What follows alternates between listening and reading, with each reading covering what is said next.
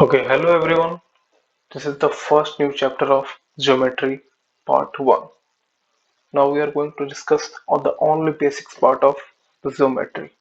Okay, सबसे पहले हम पढ़ेंगे पॉइंट क्या होता है. पॉइंट एक ऐसा चीज होता है जो एक लोकेशन को शो करता है. ओके, पॉइंट पॉइंट को हम लोग एक और तरीके से भी डिफाइन कर सकते हैं that it is a circle without any radius. It is the circle without any radius. Does it have any radius? No. So this is the point. Okay, this is the point. What's a line?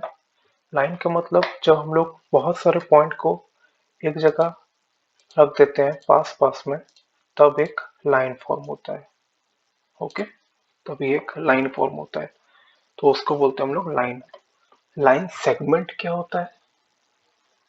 Line segment वो होता है जिसमें ना एक एक होगा उसमें ending point, एक होगा उसके में स्टार्टिंग पॉइंट. ओके, लाइन में कभी कोई एंडिंग कोई स्टार्टिंग पॉइंट नहीं होता है, लेकिन लाइन सेगमेंट में एक स्टार्टिंग पॉइंट होगा और एक एंडिंग पॉइंट होगा. लेकिन अभी हम लोग यहाँ पे जब ज्योमेट्री में पढ़ेंगे तो उसमें हम लोग लाइन सेगमेंट को लाइन लाइन ही बोलेंगे. हम लोग लाइन सेगमेंट कहीं नहीं बोलेंगे, though it has no starting point और नो एंडिंग पॉइंट. ओके, तो सबसे पहले हम लोग दो नोट यहाँ पे ले लेते हैं. सबसे पहला note, for a line you must have at least two points. You must have at least two points. एक लाइन में एटलीस्ट दो पॉइंट होना चाहिए, तभी उसको हम लोग लाइन बोलेंगे. एक सर्कल के लिए एटलीस्ट हम लोग को तीन पॉइंट्स चाहिए. तीन पॉइंट्स कैसे? अगर हम लोग तीन पॉइंट्स नहीं बनाएंगे तब तक एक सर्कल फॉर्म होगा ही नहीं. अगर हम लोग दो पॉइंट से सर्कल बनाना चाहेंगे तो वो कभी सर्कल बनेगा ही नहीं जब तक हम लोग थ्री पॉइंट्स नहीं लेते हैं. ओके,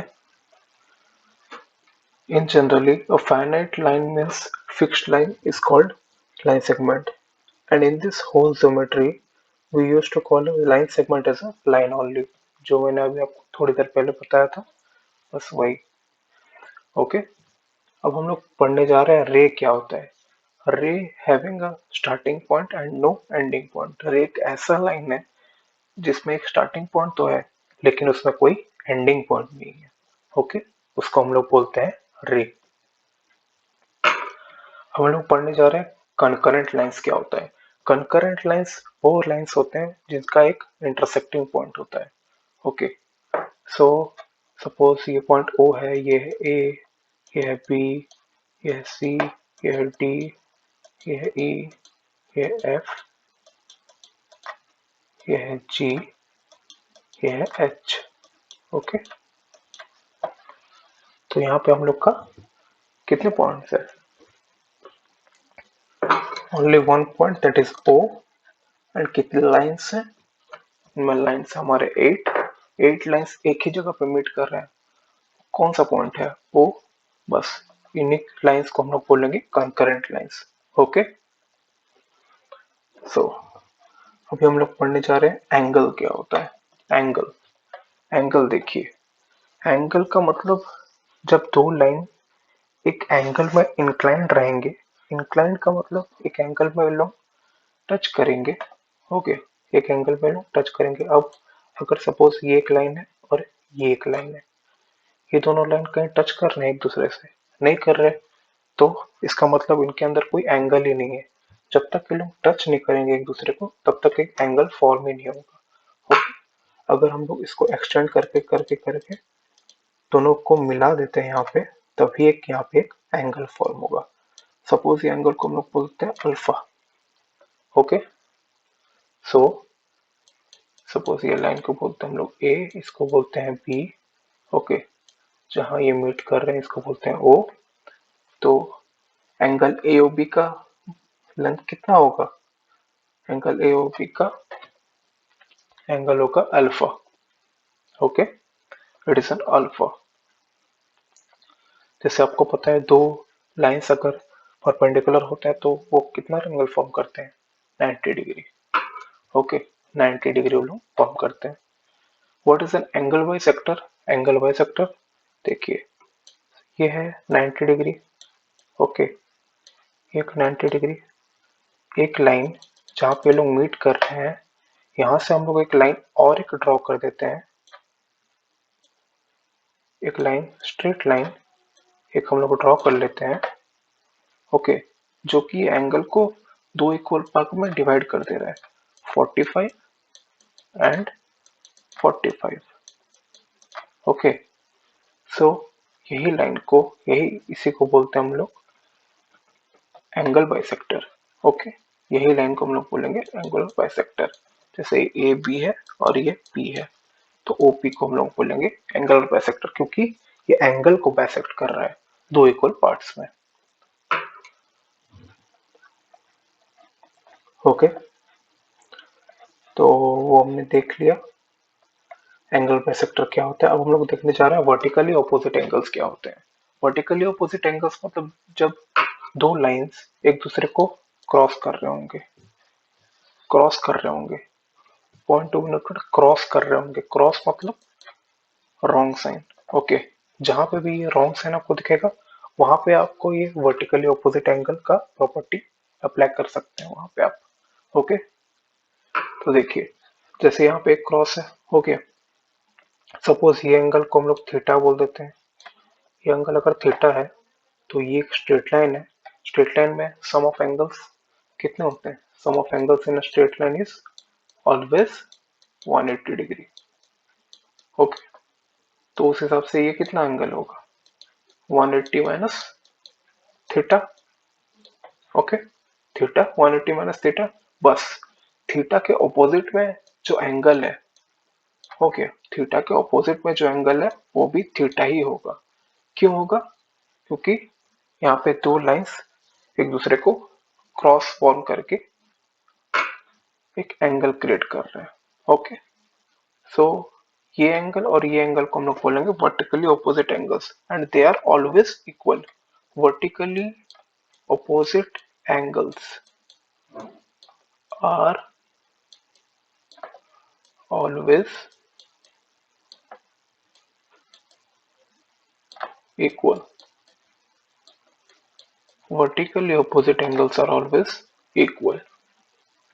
ओके, अब हम लोग आते हैं टाइप्स ऑफ एंगल्स पे।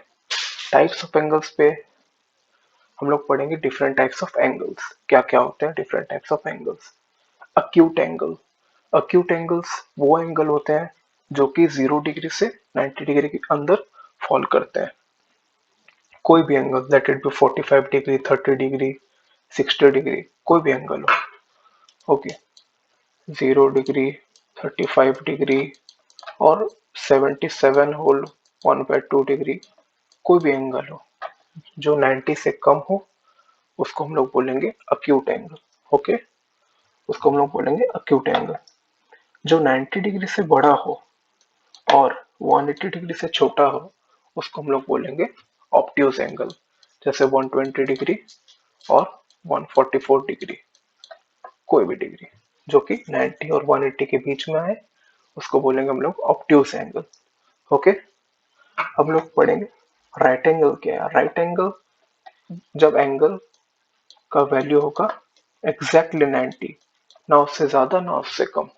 ओके, तभी हम लोग बोलेंगे उसको राइट एंगल ट्राइंगल। हो गया। ओके, तो इसको हम लोग ऐसे भी डिनोट कर सकते हैं that AO is perpendicular to OB। Perpendicular मतलब 90 degree. Okay, 90 degree can also be written like this as perpendicular.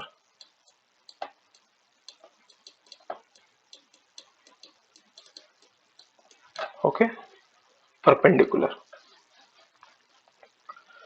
अब हम लोग पढ़ेंगे स्ट्रेट लाइन। स्ट्रेट लाइन अभी हमने आपको थोड़ी देर पहले बताया कि स्ट्रेट लाइन का एंगल्स कितना होता है। स्ट्रेट लाइन हमेशा 180 डिग्री होता है।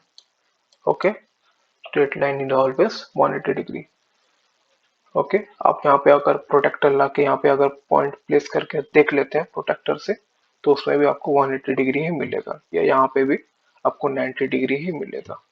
ओके, अब हम लोग पढ़ने जा रहे हैं रिफ्लेक्स एंगल क्या होता है। रिफ्लेक्स एंगल हमारा वो एंगल होता है जो कि 180 डिग्री से बड़ा और 360 डिग्री से छोटा हो। जो एंगल 180 डिग्री और 360 डिग्री के बीच में है उसको बोलते हैं हम लोग रिफ्लेक्स एंगल। सपोज करिए 240 डिग्री हो, ओके, 240 डिग्री हो या 320 डिग्री हो, कुछ भी, ये दोनों के बीच में जो भी एंगल आएगा उसको हम लोग बोलेंगे रिफ्लेक्स एंगल। ओके, अब कंप्लीट एंगल क्या होता है? Complete angle is equal to 360 degree, means एक रोटेशन, एक रोटेशन को हम लोग बोलेंगे 360 डिग्री। Okay, 360 degree. जैसे एक सर्कल है, यहाँ पे एक पॉइंट ए है, इसके चारों ओर का एंगल कितना होगा? 360 डिग्री, क्योंकि ये एक रोटेशन कंप्लीट कर रहा है, यहाँ से शुरू होके हम लोग घूम के फिर से यहीं पे आ रहे हैं, तो इसको हम लोग बोलेंगे complete angle which is equal to 360 degree. Okay, अब हम लोग पढ़ने जा रहे हैं what are complementary angles and supplementary angles. Complementary angles, देखिए, दो एंगल्स को हम लोग कॉम्प्लीमेंट्री या कॉम्प्लीमेंट्स टू ईच अदर कब बोलते हैं? जब वो दोनों का सम हम लोग को 90 डिग्री मिले। ओके, जब हम लोग को दोनों एंगल का सम 90 डिग्री मिले तो हम लोग वो दोनों एंगल को कॉम्प्लीमेंट्स टू ईच अदर या they both are complementary to each other ये बोल सकते हैं। ओके, जब दो एंगल का सम 90 डिग्री हो। Supplementary angles, supplementary angles are those two angles which forms the sum of 180 degree. Okay, जैसे यहाँ पे सम 90 डिग्री है वैसे यहाँ पे सम 180 डिग्री होगा, बस दैट्स इट। ओके, यहाँ पे अगर थीटा, ये एक एंगल थीटा हो जाता है, यहाँ पे एक एंगल अल्फा हो जाता है, तो वो दोनों का सम 90 डिग्री हो तभी उन लोगों को कॉम्प्लीमेंट टू ईच अदर बोला जाता है। वैसे यहाँ पे अगर थीटा प्लस अल्फा 180 डिग्री हो, यहाँ पे हम लोग बोलेंगे supplements to each other. Okay, तो आज के लिए बस इतना ही। नेक्स्ट क्लास पे हम लोग ये कॉन्सेप्ट को और आगे से अच्छे से समझेंगे। Okay, thank you everyone.